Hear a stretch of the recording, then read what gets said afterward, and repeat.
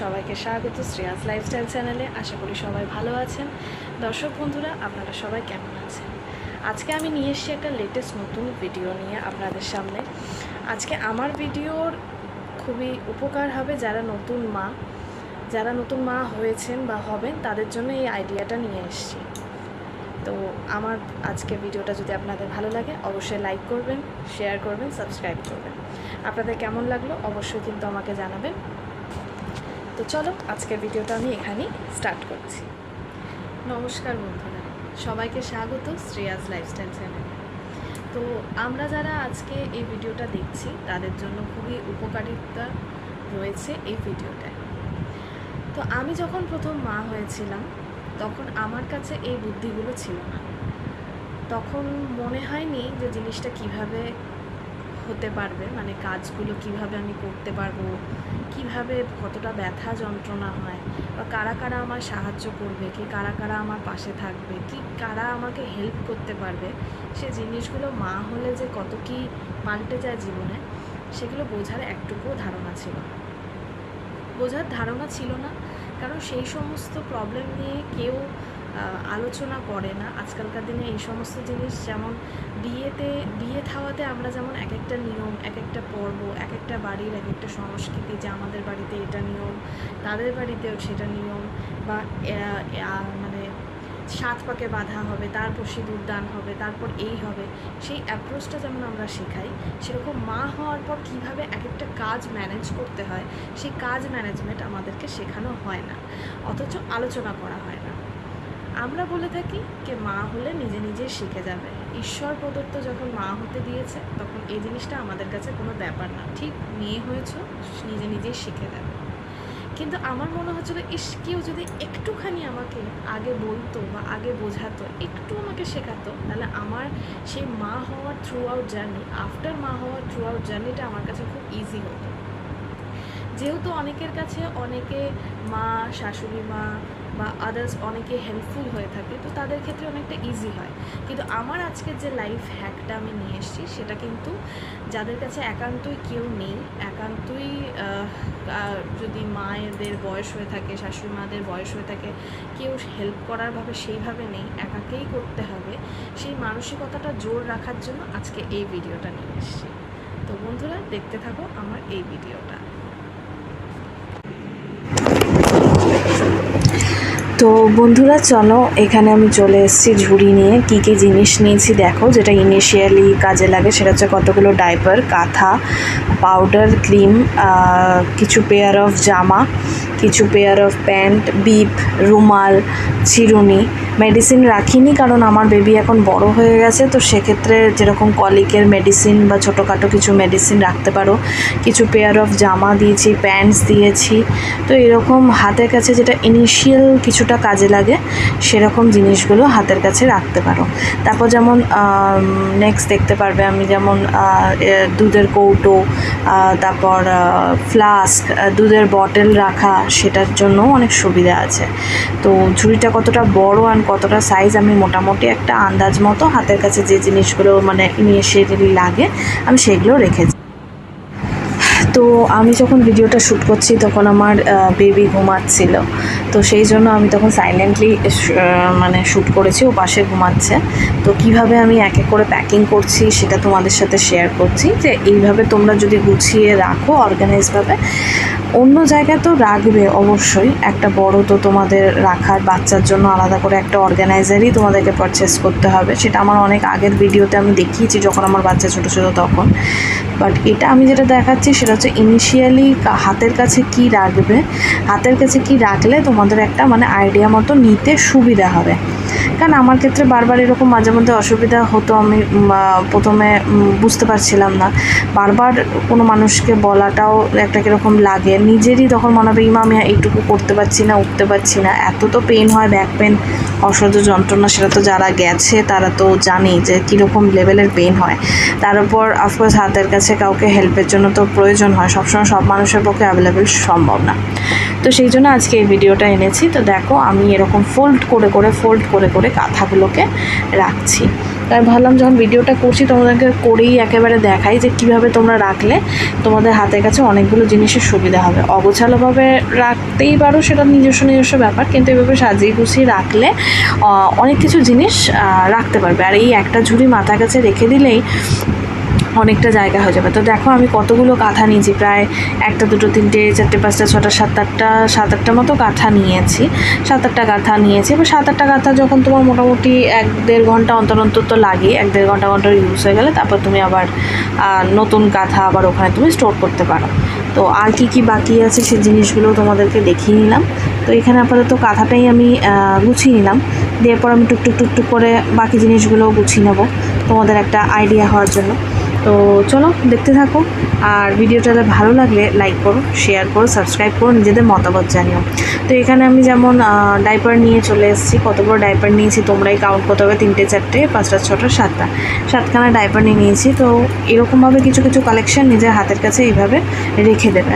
তো অনেক বেবিকে জন্মগত মানে জন্মাবার পর অনেকে ডাইপার পরায় না, বাট আমি কাঁথাও ইউজ করেছি আর ডাইপারও প্রচুর ইউজ করেছি, কারণ অত কাঁথা বা অত করা নিজেদের পক্ষেও তো সম্ভব হয়ে ওঠে না, সেই জন্য।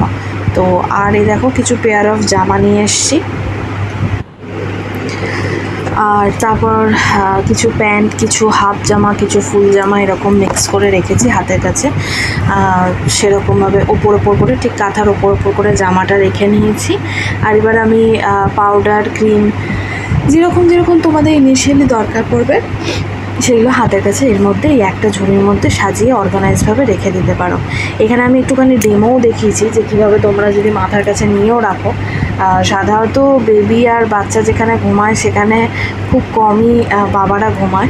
আমার হাজব্যান্ড যদিও ঘুমাতো, বিকজ আমার বাচ্চার হওয়ার পর টেক কেয়ার করার সময় আমার হাজব্যান্ড প্রচণ্ড পরিমাণে টেক কেয়ার করেছে। তো ওর কাছেই এগুলো আমার হাতে করি যে এইভাবে তুমি মাথার কাছে এইভাবে তুমি জিনিসগুলোকে এক জায়গায় করে রাখলে আপনাদের ক্ষেত্রেও সুবিধা হবে, যারা নতুন মা হয়েছে, আর যারা বাচ্চা তাদের ক্ষেত্রেও বাচ্চা না যারা হাজব্যান্ড বলুন, যারা হাজব্যান্ডরা খুব হেল্প করছে, কারণ ছেলেরা তো সচরাচর ধরুন এসব কাজ পেরে ওঠে না, তো তাদের ক্ষেত্রেও খুব হেল্পফুল।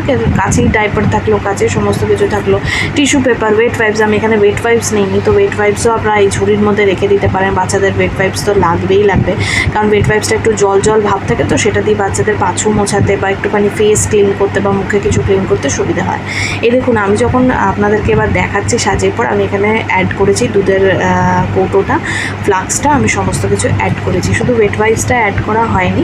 তো আমি ভিডিওটা যখন এখন ভয়েস ওভার করতে গিয়ে আমার মনে পড়লো, তাই আমি আপনাদেরকে সাজেস্ট করলাম যে আপনারা কোথাও, ওই দেখুন সাইডে আমার বেবি ঘুমাচ্ছে, তো সেই ফাঁকে আমি আপনাদের জন্য এই ইউজফুল ভিডিওটা নিয়ে চলে এলাম যে কীভাবে এরকম একটা ঝুড়ি নিজেদের জন্য সেট আপ করে নেবেন। তো দেখতে থাকুন, ভালো লাগলে অবশ্যই জানাবেন, আমার আইডিয়াটা কীরকম লাগলো জানাবেন। আর সুন্দর করে আপনাদের সামনে সাজিয়ে দিয়েছি, এটা সত্যিই খুব কাজে লাগে এই ঝুড়িটা। অনেকে বলে যে ঝুড়ি কিসের কাজে লাগবে, বাট ঝুড়িটা সত্যিই যদি আপনি মনে করেন যে সুন্দরভাবে কাজে লাগাবেন তো লাগাতে পারেন। আর আফটার বেবি বড় হওয়ার পর সেটাকে আপনি বেবির জামা কাপড়ই এর মধ্যে করে আলমারিতে রাখতে পারেন। কারণ আলমারিতে বেবির জামা ছোট হয়, তো সেই ছোট জামা আলমারিতে রাখতে গেলে এবড়ো হয়ে যায়, ছড়িয়ে ছিটিয়ে যায়। তো ঝুড়িতে করে পরপর করে সাজিয়ে রাখলে অনেকটা জামা কাপড়ও ধরে যায়, অনেকটা সুবিধা হয়। তো আমি এখানে আপনাদেরকে ডেমো নিয়ে দেখাচ্ছি যে যদি আপনি এরকমভাবে শুয়ে থাকেন, এরকমভাবে পাশে বেবিকে নিয়ে শুয়ে থাকেন, তো মাথার কাছে এই ঝুড়িটা রাখলে আপনাদের সুবিধা হবে। তো অনেক বলবে যে আমরা তো ব্রেস্টফিডেড মা, আমাদের জন্য ফ্লাক্স অ্যান্ড দুধের কৌটো লাগে না, বাট আপনি কতদিন ব্রেস্টফিড করবেন? 1 মাস 2 মাস, বাট আফটার দ্যাট আপনার বেবির পেটে খিদে বাড়বে, তখন আপনাকে তো তোলা দুধ খাওয়াতেই হবে। তো তখন এইভাবে আপনি হাতের কাছে রাখতে পারেন। এটা রাখলে কি হয় না, অনেকটা টাইম একটা মাও অনেকটা রেস্ট পায়, বা মা পক্ষে যদি সুবিধাও না হয় বাকি যে হেল্প করে তা। আজকের ভিডিওটাতে আমরা সেই জার্নিটার কথা আলোচনা করব, যে যখন আমাদের অপারেশন হয়ে গেল 3 দিন থেকে 4 দিন হসপিটালে রাখা হয়, বাট আফটার হসপিটাল থেকে বাড়ি আসার পর সব বাচ্চা তোমার কাছেই থাকবে, বাচ্চা তোমার পাশেই থাকবে।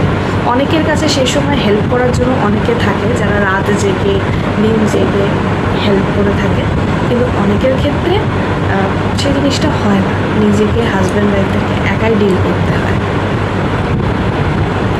তো আমরা সেই ডিলিং পদ্ধতিটাই শিখব। ডিলিং পদ্ধতিটা মানে কী করলে আমাদের উপকার হবে। এটা যদিও লোকে বলবে আজকালকার জীবনে এসব শেখাতে হয় নাকি, আমরা আজকালকার মেয়ে, শিক্ষিত মেয়ে, আমরা সব জানি। কিন্তু শিক্ষিত মেয়ের মধ্যে কিছু গবেট মেয়েও আছে আমার মতো, যারা এই সমস্ত কিছু জানে না, বোঝে না। মা হওয়ার আনন্দটাই এতটা সামনে থাকে যে মা হওয়ার পর, সন্তান জন্মানোর পর কীভাবে কাজ করব, কীভাবে সন্তানকে কোলে তুলবো, কীভাবে ব্রেস্ট ফিড করাবো, কীভাবে নিজের পেটে নাভির যন্ত্রণাটা সহ্য করে তাকে কোলে তুলে রাখতে হবে, কীভাবে পটি যাব, কী করে ওয়াশরুম যাব, কী করে স্নান করবো, বা কেউ সামনে না থাকলে হঠাৎ বাচ্চা কেঁদে উঠেছে, তার খিদে পেয়েছে, কী করে দুধ গুলবো, কী করে দুধ বানাবো, হাতের কাছে কীভাবে জিনিসগুলো গুছিয়ে রাখা থাকবে, সেই জিনিসটা নিয়ে আজকে আমি আলোচনা করব। অনেকেই ফরেনে বাচ্চা হয়, অনেকেই বলবে ফরেনে যাদের বাচ্চা হয় তারা কি একা বাচ্চা করে না, তারা কি একা সামলায় না? অফকোর্স তারা একা সামলায়, কিন্তু অনেকে এই জিনিসটা জানে না যে ফরেনের মিডওয়াইফস থাকে। মিডওয়াইফস হচ্ছে তুমি যখন হসপিটাল থেকে বাচ্চা, মানে তোমার যখন জন্মগ্রহণ হবে, ফার্স্ট এটা আমি বলি যে তোমার যখন জন্ম হবে, বাচ্চার যখন জন্ম দেবে, তখন ওখানে স্ট্রিক্টলি ফরেনের রুলস আছে যে মা বাচ্চাকে টেক কেয়ার করবে না, টেক কেয়ার করার দায়িত্ব হচ্ছে বাবা। তাই ওখানে যত নার্স আছে, একই রুমে তো বাবাকেও থাকতে হয়, যত নার্স আছে বাবাকে শেখানো হয় বেবিকে কীভাবে তুলবে, কীভাবে বর্ব করাবে, কীভাবে দুধ খাওয়াবে, কীভাবে ডাইপার চেঞ্জ করা হবে, সমস্ত কিছু বাবাকে শেখানো হয়। অ্যান্ড আফটার দ্যাট যখন নার্সিংহোম থেকে বাড়িতে ফেরে, তখন কিন্তু ওরা কোলে করে বাচ্চা নিয়ে ফেরে না, ওদের জন্য কট থাকে, কটে বাচ্চা করে নিয়ে ফেরে। উইদাউট কট তোমাকে হসপিটাল থেকেই যেতে দেবে না। আমাদের এখানে তো এইসব দেশি নিয়ম, এখানে তো সেসব চলে না, কিন্তু যেটুকু চালানো যায়, যেটুকু টুকটাক ফাঁকিবাজি কাজ করে করা যায়, সেটুকুই আজকে এই টিপসের আমি বলবো। তো যখন বাড়িতে আসে ফরেনে, তখন মিডওয়াইফস থাকে। মিডওয়াইফসের কথাটা আসি, মিডওয়াইফস থাকে। মিডওয়াইফসদের কাজ কি, যে মাদার থাকে সে মাদারকে পুষ্টি জাতীয় খাবার রেঁধে রেঁধে খাওয়ানো হয়, আর যে ফাদার থাকে তাকে দিয়ে বাচ্চার সমস্ত টেক কেয়ার করানো হয়। যাদের কোনো আত্মীয় টাত্মীয় কেউ থাকে, বা যাদের কেউ বন্ধুরাও থাকে, তাদের কাছেও তোমরা জানতে পারো, বা যাদের কেউ না থাকে দেন চেক অন ইউটিউবসের লটস অফ ভিডিওস আছে যেখানে মিডওয়াইফসরা কীভাবে হেল্প করে সেটা দেখানো আছে।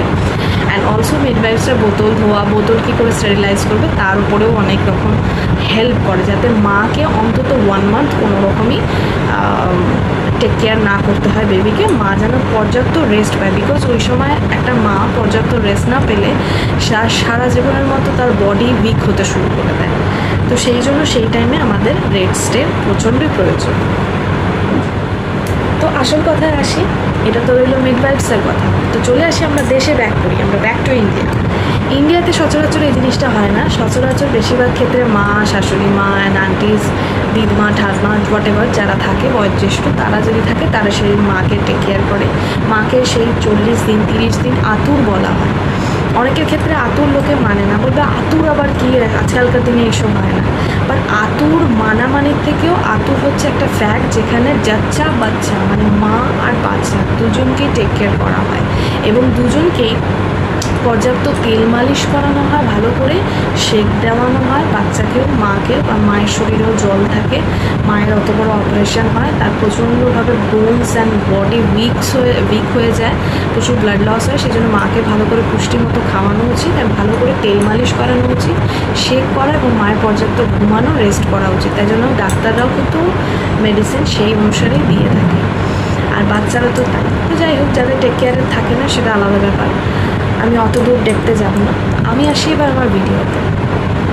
আমার ভিডিওতে আজকে আমি যেটা এনেছি সেটা হচ্ছে, আপনাকে যদি একা করতে হয় তাহলে সেটা কীভাবে করবেন, তার জন্য রয়েছে হাতের কাছে আমাদের এই ঝুড়িটা। তো অনেকের কাছে আপনি ভিডিওসে দেখে নেবেন ফ্যান্সি পকেট, ফ্যান্সি কী বলবো, টেবিল করা আছে, টেবিলে বাচ্চা রেখে করা, কিন্তু আমাদের তো বেশিরভাগ ক্ষেত্রে সেটা সম্ভব হয় না। তাই খাটের মধ্যে আপনার মা তো শুয়ে থাকবে বাচ্চাকে নিয়ে, অফকোর্স খাটে।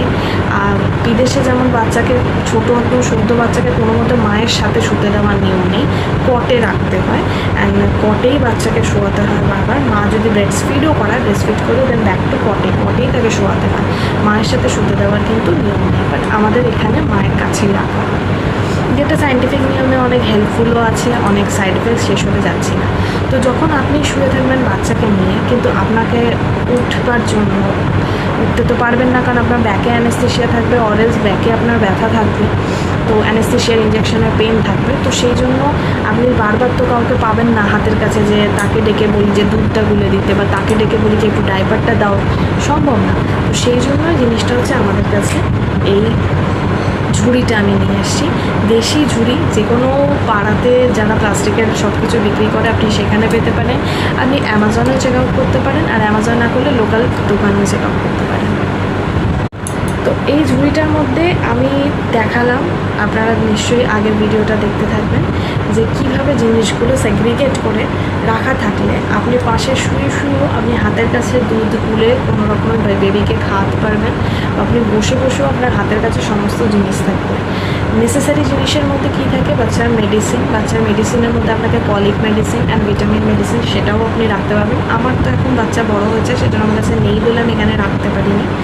লাগবে আপনার হচ্ছে ফ্লাস্ক, যেটা আপনারা ভিডিওতে দেখলেন, ডাইপার, আমি এখানে দেখুন 6-7টা ডাইপার রেখেছি, অ্যান্ড সেকেন্ডলি কাঁথা, বাচ্চাদের নেংটি, জামা, চিরুনি, পাউডার, ক্রিম, সেটা মোটামুটি রাখার মতোই একটা ঝুড়ি। আপনাদের সামনে আমি এর আগেও ভিডিওটা দেখেছি, এই একটা ঝুড়ি যথেষ্ট। তো চলুন বন্ধুরা, আমি একটা ঝুড়ি কী করে প্রিপেয়ার করলাম অ্যান্ড কীভাবে সাজালাম সেটা আপনাদের সামনে নিয়ে আসি। এত কথা চলে এলো, তো আপনাদের যদি এই ভিডিওটা খুব কাজের লাগে, যারা নিউ মমস আছো, যারা ব্রেস্টফিডেড মমস আছো, যারা নতুন মা হতে চলেছো, তারা অবশ্যই এই জিনিসটা কিন্তু মাথায় রেখো।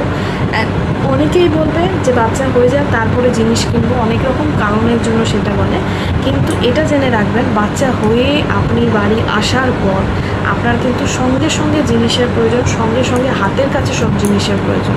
তখন কিন্তু হাতের কাছে জিনিসটা কিনে আনার মতো মানুষের মানসিকতাও থাকে না, সিচুয়েশন থাকে না, কারণ আপনি শুধু ডেলিভারি হয়েছে, অপারেশন হয়েছে, বাচ্চা আনতে হবে, হসপিটালের bills, payment, lots of things happening, চারিদিকে এত কিছু ঘটতে থাকছে যে আপনার কাছে তখন কনসেন্ট্রেশনের জায়গা থাকবে না। ছেলে হয়েছে, মেয়ে হয়েছে, হোয়াটএভার, নানান রকম ব্যাপার তো আপনার কাছে থাকবে না দর্শক বন্ধুরা।